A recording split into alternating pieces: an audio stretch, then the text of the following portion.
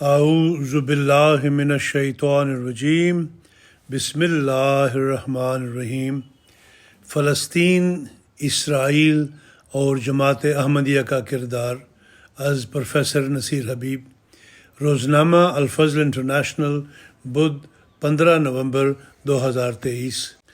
حق یہ ہے کہ موجودہ عالمی مسائل کا جواب اسلام کی سچی تعلیمات کے بغیر ممکن نہیں ہے۔ 1924 میں حضرت مسلم موعود رضی اللہ عنہ نے اسی نقطہ کی طرف اشارہ فرمایا تھا جب آپ کی ملاقات لیگ آف نیشنز کے ارباب اختیار سے ہوئی۔ 19ویں صدی کے تناظر میں جب سائنس اور فلسفہ کے جدید نظریات فروغ پا رہے تھے، 1859 میں چارلس ڈاروین کی کتاب منظر عام پر آئی، جس میں بقائے اصلہ کا نظریہ متعارف کروایا گیا، جس کے مطابق بعض انواع سے بہتر قرار دی گئیں، اس لیے کہ وہ فطرت کے قانون سے ہم آہنگ ہونے کی بہتر صلاحیت رکھتی تھیں۔ اس کے نتیجہ میں سوشل ڈاروینزم کا نظریہ سامنے آیا کہ جس طرح بعض انواع سے بہتر ہیں، اسی طرح بعض اقوام بھی بعض اقوام سے بہتر ہیں، ان کے زیادہ حقوق ہیں۔ یہ سمجھ لیا گیا کہ کائنات میں بعض قوتیں اور قوانین کار فرما ہیں جن کی حکمرانی ہے۔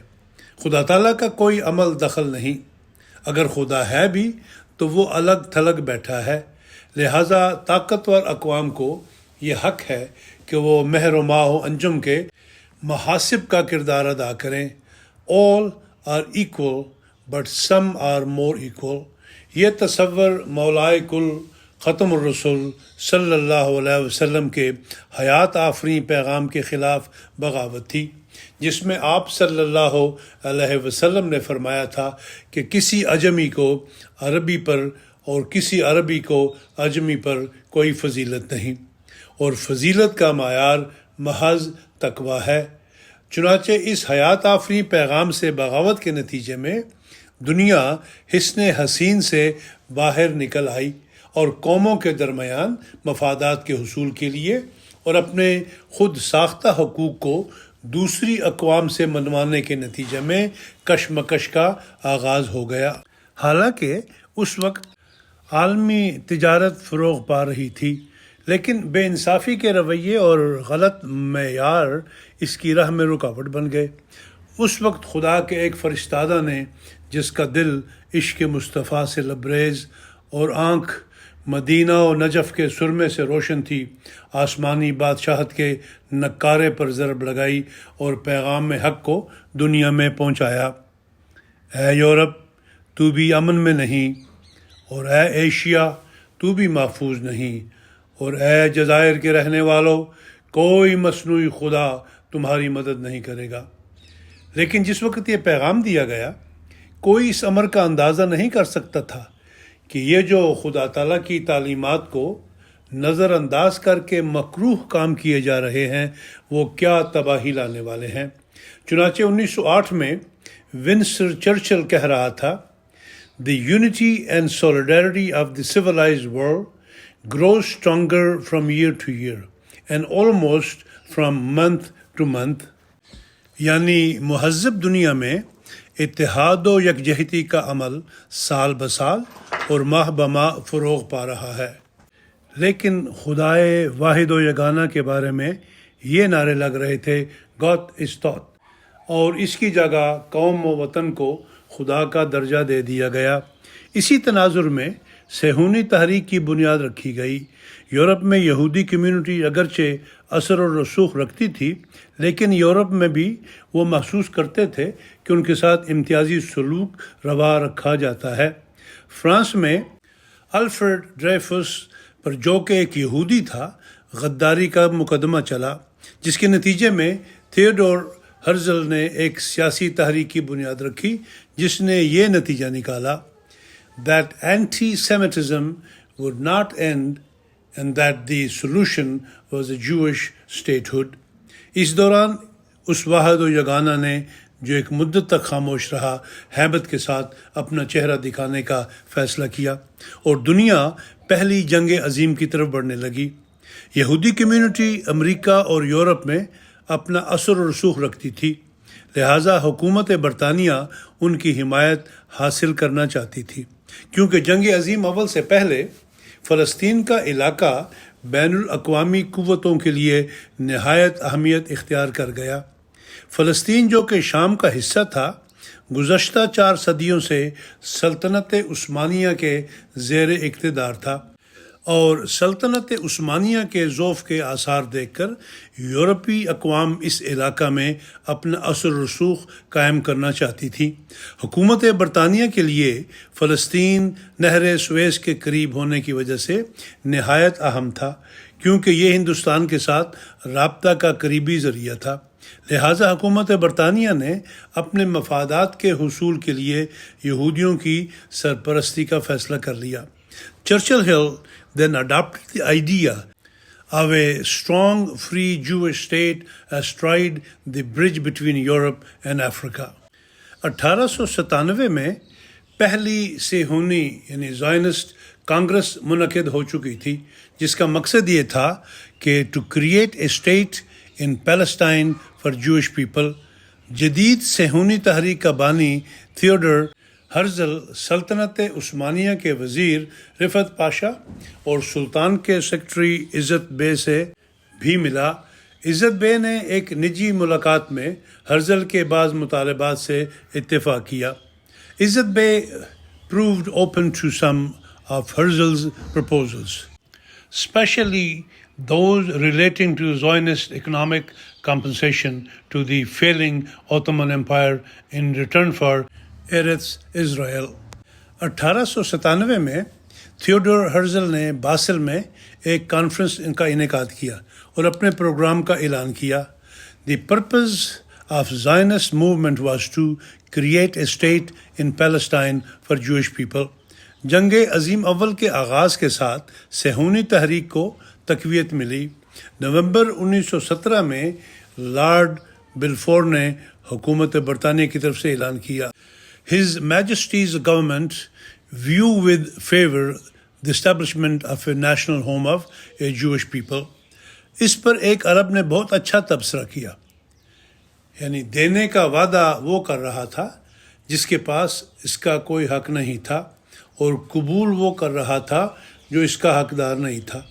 پہلی جنگ عظیم کے دوران طلعت پاشا وزیر سلطنت عثمانیہ نے اعلان کیا I assure you of my sympathy for the creation of a Jewish religious center in Palestine by means of well-organized immigration and colonization۔ جب شریف مکہ نے سلطنت عثمانیہ کے خلاف حکومت برطانیہ کی ایما پر بغاوت کی تو مہمان نوازی کے نام پر بالفور اعلان کے لیے ان کی بھی حمایت حاصل کر لی گئی۔ 30 اکتوبر 1918 کو مشرق وسطی میں جنگ عظیم اول کا اختتام ہو گیا۔ پیرس میں منعقدہ سپریم کونسل نے فیصلہ کیا کہ عرب صوبے بشمول فلسطین حکومت برطانیہ کے زیر انتظام رہے گا۔ 24 جولائی 1922 کو کونسل لیگ آف نیشن نے حکومت برطانیہ کو فلسطین کا رسمی اختیار دے دیا۔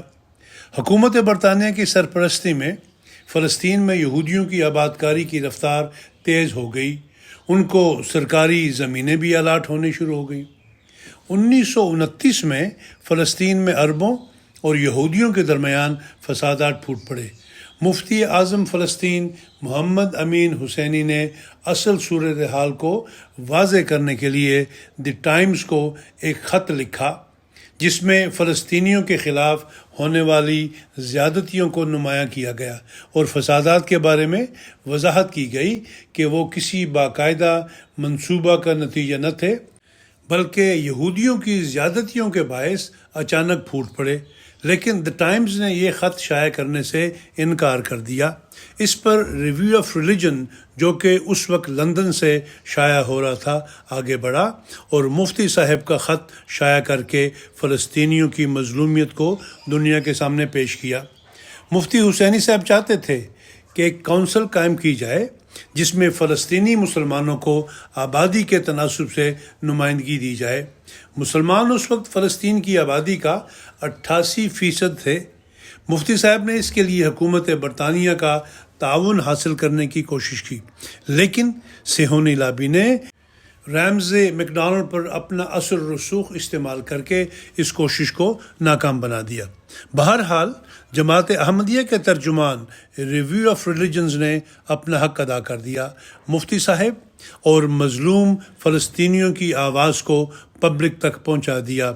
اے دل تو نیز خاطر اینا نگاہدار، کاخر کنند دعوی حب پیمبرم، اور اقتدار کے ایوانوں تک اس مظلومیت کی پکار کو پہنچانے والے بھی احمدی ہی تھے۔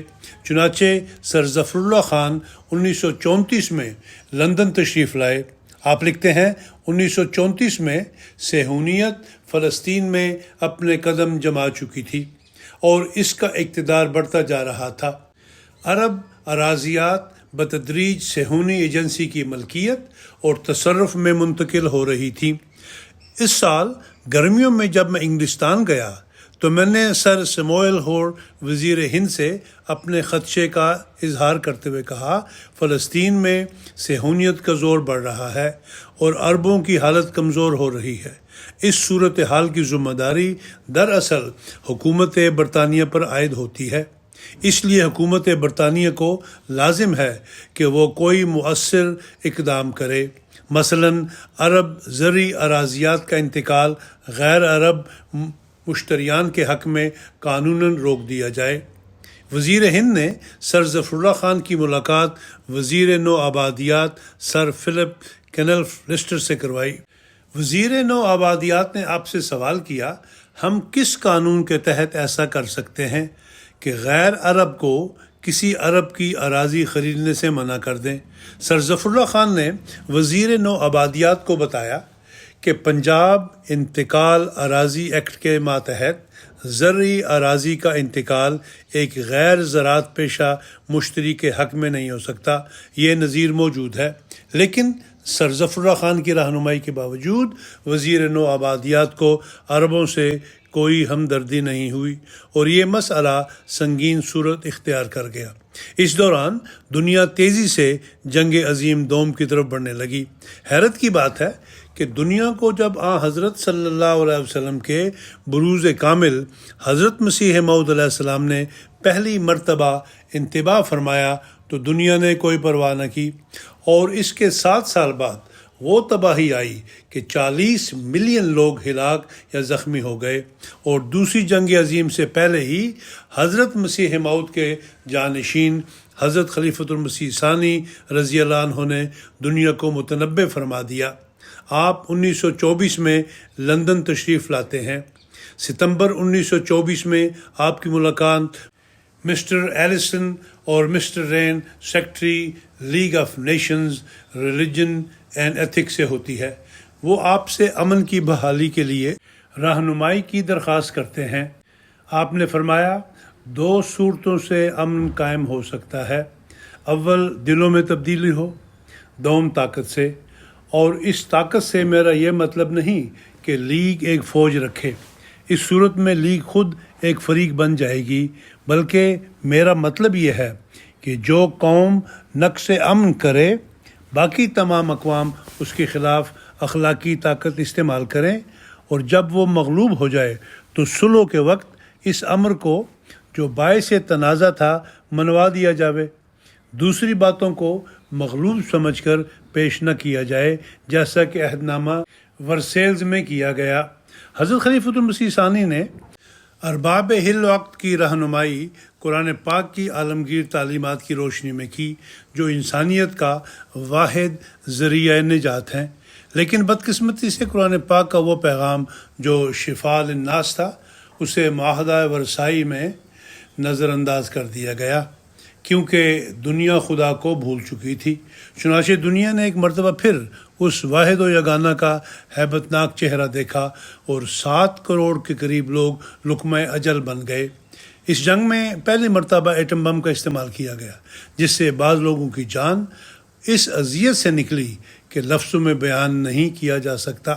1945 میں جنگ عظیم کا اختتام ہوا اور بالآخر یہ قضیہ UN میں پہنچا، اور وہاں بقول مشہور مصنف اور مورخ IH قریشی سر ظفر اللہ خان عربوں کے واحد ترجمان کی حیثیت سے ابھرے۔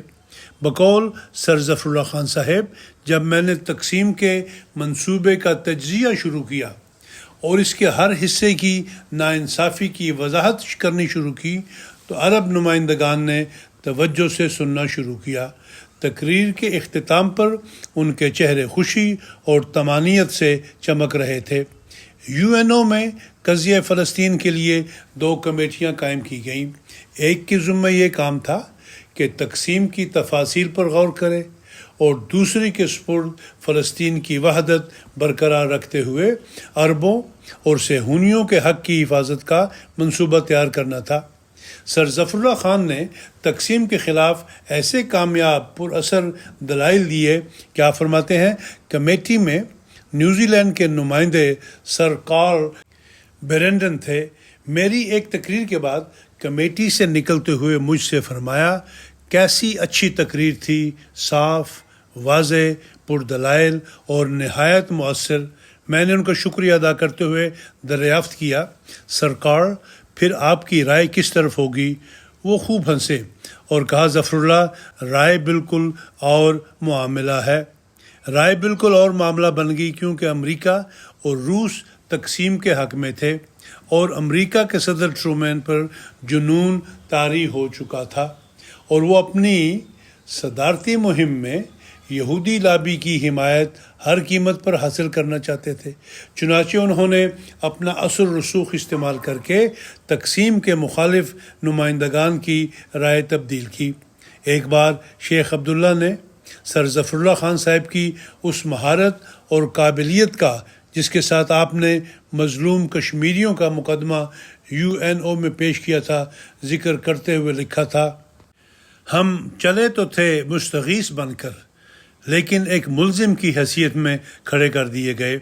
اللہ تعالیٰ نے سر ظفر اللہ خان کو مظلوموں کا مقدمہ اس کامیابی سے پیش کرنے کا ہنر عطا فرمایا تھا کہ ایک مرتبہ مولانا ظفر علی خان ناموس رسالت کی خاطر آپ کی پرجوش وکالت دیکھ کر چشم پر آب ہو گئے اور کہا، کون کہتا ہے کہ مسلمانوں میں قابل وکیل نہیں ہوتے؟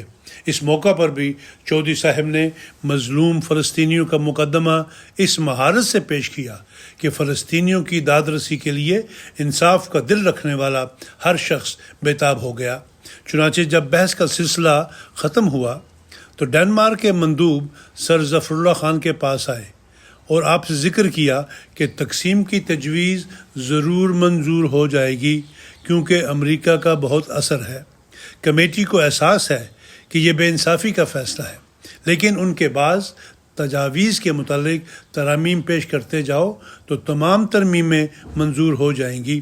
سر ظفر اللہ نے جب ترامیم کا سلسلہ شروع کیا تو فلسطینی وفد کے سربراہ سید جمال الحسینی نے آپ کو روک دیا۔ وجہ یہ بتائی کہ مشکل یہ ہے کہ اگر تقسیم ہمارے حقوق کو واضح طور پر غصب کرنے والی نہ ہوئی تو ہمارے لوگ اس کے خلاف جنگ کرنے پر آمادہ نہیں ہوں گے۔ آج بڑی بڑی عرب حکومتوں کا مطالبہ یہی ہے کہ اسرائیل اپنی پرانی حدود پر واپس چلا جائے۔ سر محمد ظفر اللہ خان صاحب نے اس تقسیم کی منظوری کے وقت دنیا کو انتباہ کیا۔ آپ نے اول عالمی جنگ کے دوران میں جو وعدے عربوں سے کیے تھے ان کی خلاف ورزی نہ کریں۔ اگر آپ ایسا کریں گے تو بدعہدی کے مرتکب ہوں گے اور آئندہ عربوں کا اعتماد کلی طور پر آپ سے اٹھ جائے گا۔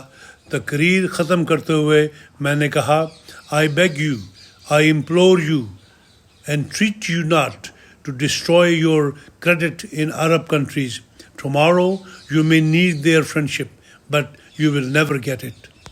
لیکن بقول چودھری صاحب اقوام متحدہ کی بنیاد انصاف، مساوات اور حق خود اختیاری پر رکھی گئی تھی، لیکن فلسطین کے معاملے میں ان تینوں اصولوں کا خون کیا گیا۔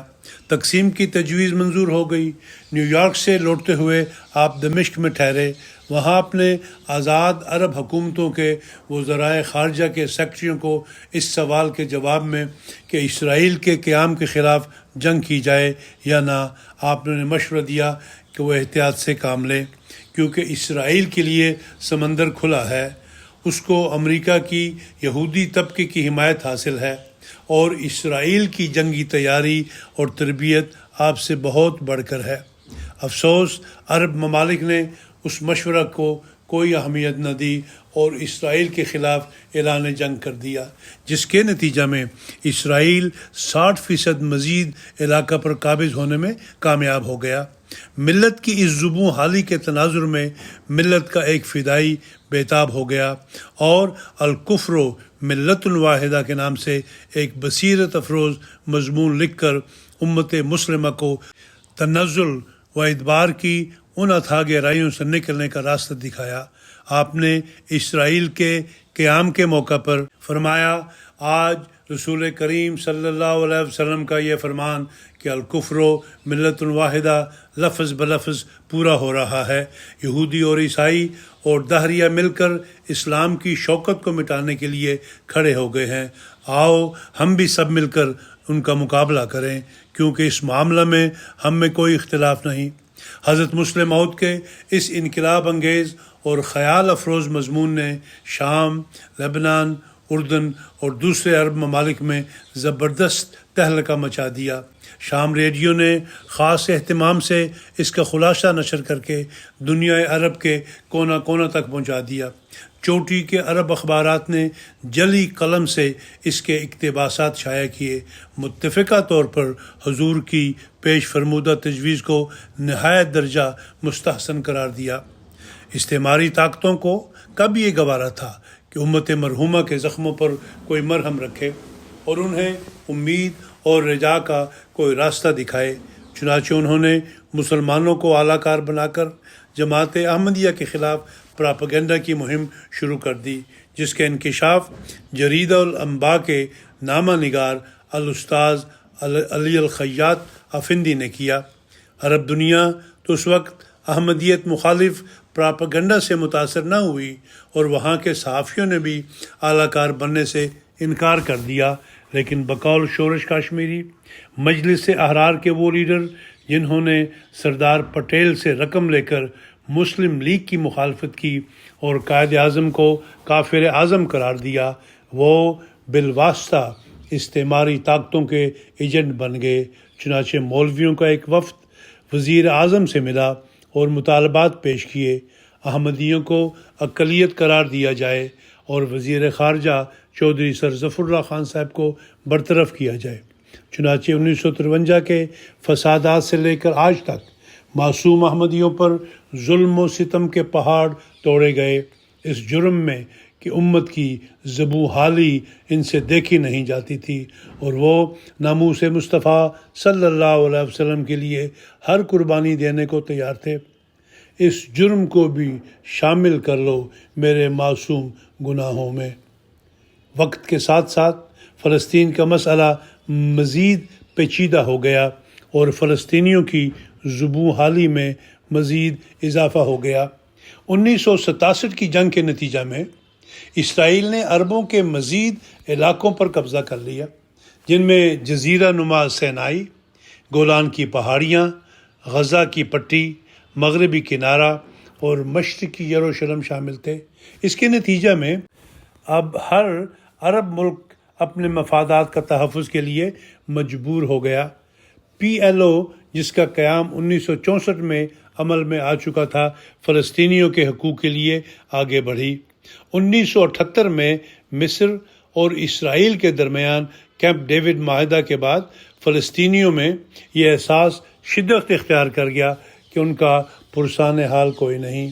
1993 میں اوسلو معاہدہ کے نتیجے میں PLO اور اسرائیل نے پہلی مرتبہ ایک دوسرے کا وجود تسلیم کر لیا اور محدود طور پر اختیارات فلسطینیوں کو سپرد کرنے کا عمل شروع ہوا۔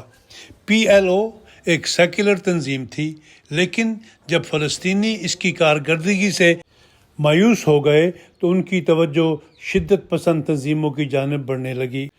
حماس جو فلاح و بہبود کے کاموں میں بھی دلچسپی رکھتی تھی، وہ اس تناظر میں آگے بڑھی۔ اس کی بنیاد 1987 میں شیخ احمد یاسین نے رکھی تھی۔ اس کا مقصد اسرائیل کا خاتمہ کر کے فلسطین میں ایک اسلامی مملکت کا قیام تھا۔ حماس اپنے مقاصد کے حصول کے لیے شدت پسند کارروائیوں پر یقین رکھتی ہے۔ مغربی دنیا حماس کو ایک دہشت گرد تنظیم سمجھتی ہے۔ اسرائیل نے اوسلو معاہدہ کی بنیاد پر فلسطینیوں کو اختیارات سپرد کرنے کے عمل کو آگے نہیں بڑھایا۔ ادھر پی ایل او کی کارکردگی بھی فلسطینیوں کے لیے مایوس کن تھی۔ اس کے کئی عہدیدار کرپشن میں ملوث ہو گئے، لہذا 2006 کے الیکشن میں حماس نے فتح حاصل کر کے حیران کر دیا۔ غزہ میں الفتح اور حماس کے درمیان معاہدہ کے نتیجہ میں ایک مشترکہ حکومت کا قیام عمل میں آیا، لیکن یہ سلسلہ آگے نہ بڑھ سکا، لہذا ایمرجنسی کا نفاذ عمل میں آیا اور 2007 میں حماس نے غزہ پر اور الفتح نے مغربی کنارے کا انتظام سنبھال لیا۔ غزہ پر حماس کے کنٹرول کی وجہ سے اسرائیل اور حماس کے درمیان جنگ شدت اختیار کر گئی۔ وجہ یہ ہے کہ اسرائیل فلسطینی مہاجرین کو واپس فلسطین آنے کی اجازت دینے پر رضامند نہیں، وہ اپنی فتح کو اپنا حق سمجھتا ہے، اور حماس اسرائیل کے وجود کو ماننے پر راضی نہیں، وہ اسرائیل کے ساتھ محدود مدت کے لیے امن معاہدہ کرنے پر راضی ہے۔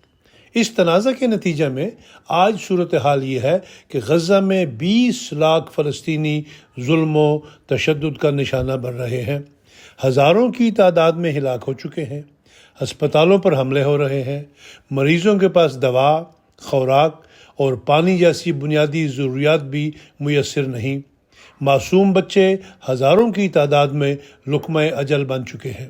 تمام بڑی طاقتیں مظلوموں کی داد رسی نہیں کرتی۔ ادھر ایک حرف کہ کشتنی، یہاں لاکھ عذر تھا گفتنی۔ یو این او کا عالمی ادارہ بے بس ہو گیا ہے۔ یو این او کے ریلیف کیمپ کا ایک عہدیدار فلپ لزارینی یہ کہنے پر مجبور ہو گیا ہے، "The generations to come will know that we watched this human tragedy unfold over social media and news channels. We will not be able to say we did not know. History will ask why the world did not have the courage to act decisively and stop this hell on earth. مٹ جائے گی مخلوق تو انصاف کرو گے، مٹ جائے گی مخلوق تو انصاف کرو گے، منصف ہو تو اب حشر اٹھا کیوں نہیں دیتے"۔ اب سوال یہ ہے کہ بڑی طاقتیں کیوں خاموش ہیں، کیوں اس بے انصافی کے خلاف حشر نہیں اٹھاتی؟ وجہ یہ ہے کہ ان میں انصاف کے دوہرے معیار پائے جاتے ہیں۔ حضرت خلیفۃ المسیح الخامس نے 2012 میں عالمی رہنماؤں کو خطوط لکھے اور خاص طور پر عالمی لیڈروں کو اس طرف متوجہ کیا۔ آپ ایران کے صدر احمدی نژاد کو 7 مارچ 2012 کو تحریر فرماتے ہیں، "It is undeniably true that the major powers act with double standards. Their injustices have caused restlessness and disorder to spread all across the world." اب سوال یہ ہے کہ انصاف کے دوہرے معیار کیوں ہیں؟ اس لیے کہ دنیا خدا شناسی سے محروم ہو چکی ہے، لہٰذا بعض قوموں کو بعض قوموں کے مقابلے میں بہتر سمجھا جاتا ہے اور ان کے حقوق بھی زیادہ خیال کیے جاتے ہیں۔ جب تک دنیا اس واحد و یگانہ کی پہچان نہیں کرتی، وہ ذات، برادری، قوم کے تصورات سے اوپر اٹھ کر انسانیت کے حقوق ادا کرنے کے قابل نہیں ہو سکتی۔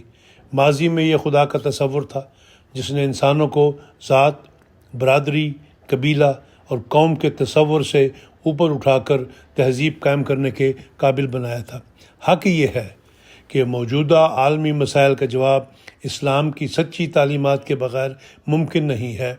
1924 میں حضرت مسلم موعود نے اسی نقطہ کی طرف اشارہ فرمایا تھا جب آپ کی ملاقات لیگ آف نیشنز کے ارباب اختیار سے ہوئی۔ الفضل 14 اکتوبر 1924، صفحہ نمبر 3 اور 4۔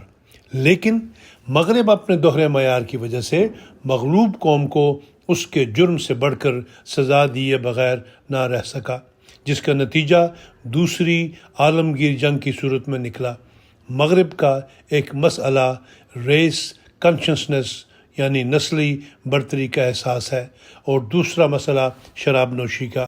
ان دونوں مسئلوں کا حل اسلام کی حیات آفریں تعلیمات کی پیروی کے بغیر ممکن نہیں، اور اس کی گواہی دور حاضر کا سب سے بڑا مورخ ٹائن بی دیے بغیر نہ رہ سکا۔